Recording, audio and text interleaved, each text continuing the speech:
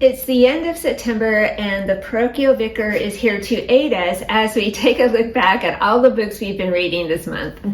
We had a couple of surprise hits and some unusual but very helpful books. We also had a very fascinating book. Reading this one gave us chills because it predicted the future. So we have all that and more. Let's get started.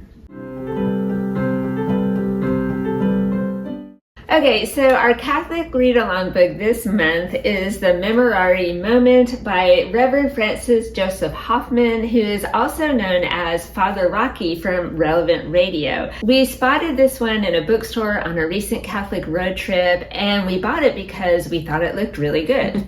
And it definitely was. So Father Rocky takes you all through the Memorare. He breaks it down line by line, explains what it all means. And he also weaves in his own personal stories and a lot of really fascinating details. For example, we always thought that the Memorare prayer was written by Saint Bernard of Clairvaux, but that's not true. This prayer was shortened from a longer prayer that was written long after Saint Bernard lived, and it was made popular in the 1600s by a French priest named Father Claude Bernard. So now you know. We also learned in this book about Father Rocky's Memorare meter.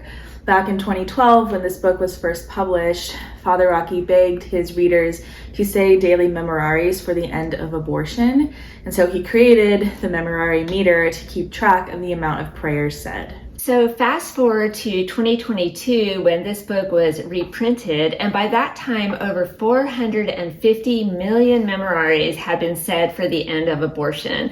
So that's awesome, but in the introduction to this book, Father Rocky wrote something that we're just going to read for you now.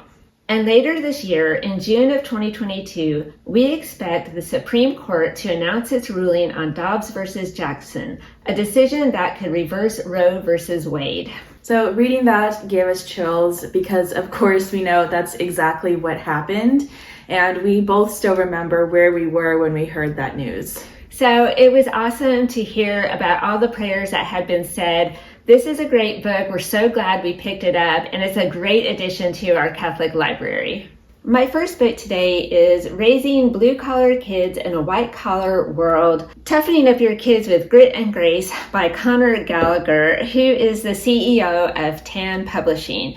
So in this one, he gives you suggestions on how to teach your kids to be independent thinkers, hard workers, how to survive and thrive in our modern world.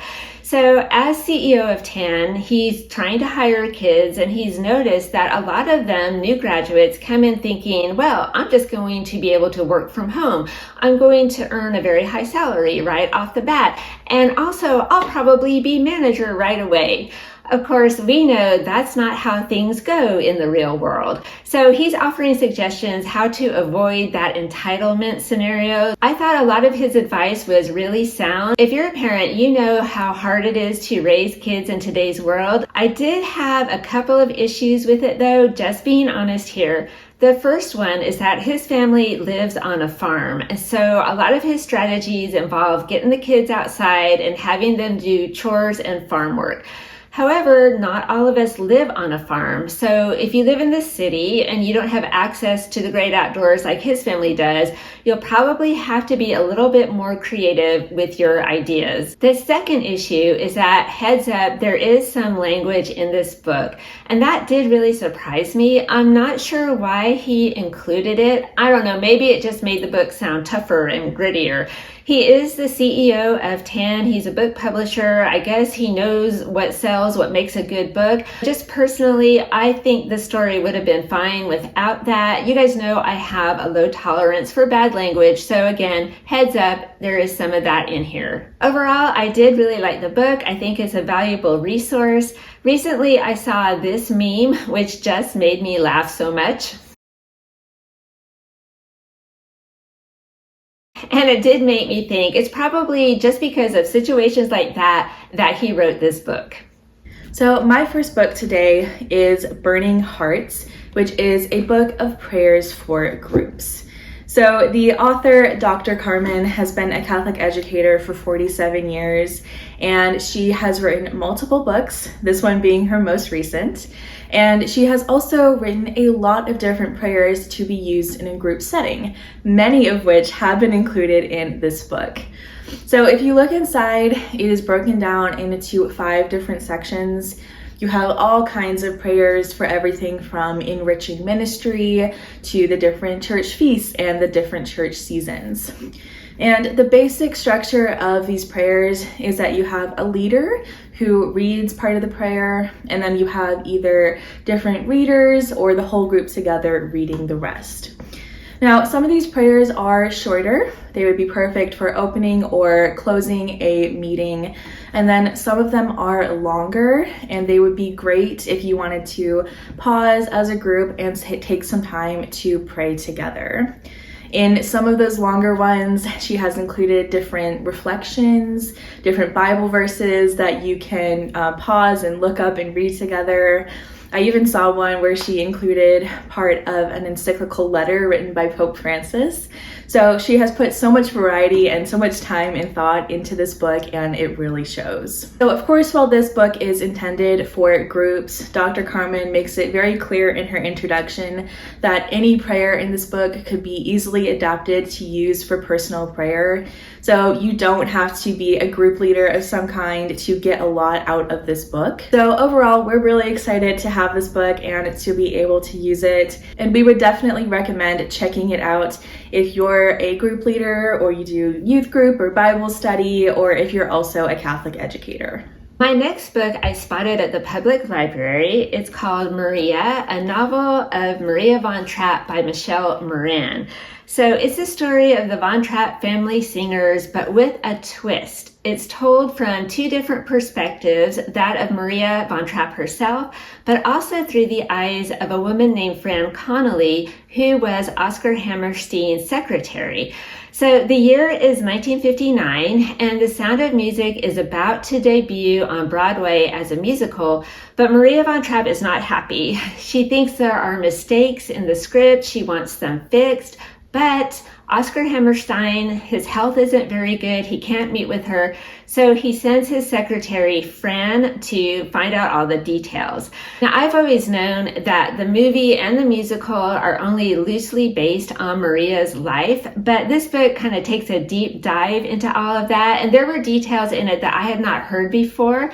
So as a Sound of Music fan, I found it really, really interesting. I'm not going to go into all those details in case you want to read the book, but I will share one. My favorite complaint that Maria had was that her oldest stepson, Rupert, was never a 16-year-old girl named Liesel. After reading this book, I really want to know more about Rodgers and Hammerstein. I really don't know anything about them and their collaboration, and they wrote some of the greatest musicals of our time. Kate and I did go recently to see the movie again on the big screen. It's the 60th anniversary this year of The Sound of Music. It was just as glorious as ever. So it's been a fun month here with The Sound of Music. And my other book today is The Curse He Chose by Sister Allison. This was one we were really excited for because it is a Catholic vampire book. And it follows Elizabeth, who gets tangled up with some vampires one night and actually ends up going on the run with one of them. So there's a lot going on in this book. It's a fun YA read. It's perfect for the spooky season. I'm not going to say too much about it here because we are going to be talking about it in detail in a different video that's coming right up. So stay tuned for that one. But I did want to briefly mention it because this was probably my favorite book that I read in September. My last book for the month is a newish publication from a favorite author, Teresa Linden, and it's called Jumping into Joy, Caitlin and Peter's Rosary Adventures. So this book is so much fun. I didn't realize when I picked this one up that the 2 main characters, Peter and Caitlin, are from another series that the author wrote called the West Brothers series, which we love here. So it was really fun to see them at a younger age. Their families get together every week to pray the rosary, and young Peter thinks it's just all very boring. So Caitlin has the idea that she is going to take him on a rosary walk and teach him how to put himself in each mystery, so he can ponder it and experience it in person. So they have to use their imagination, and they go on this walk, and so they see each scene of the joyful mysteries, the nativity, the finding in the temple, and for each mystery they have to try to figure out what virtue is associated with it. So I enjoyed this one so much. I laughed out loud more than once at some of the things that Peter said and did. I think it's a great way to teach your children about the Rosary and all the different mysteries. You could do a chapter a night as a bedtime story. You could take this to catechism class and read a chapter per week with your kids. If you do that, the kids are going to love you. This copy is going right to the church library, where I predict it will be very, very popular. And I do really hope that the author continues to write more in the series and covers all the mysteries. This book could be a game changer for you. All right, so that was a roundup of our September reads. And of course, as always, let us know in the comments what you read this month.